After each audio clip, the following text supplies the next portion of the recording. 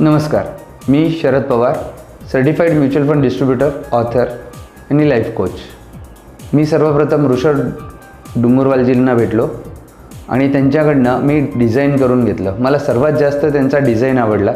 माझ्या कॅबिनचा स्पेस आणि work space यामध्ये त्यांनी उत्तम असं डिवायडेशन मला करून दिलं आणि त्यानंतर त्यांची डिझाईन आणि त्यांची जी व्हिजन आहे ऑफिसची, हे सर्व आपण बघतच आहात.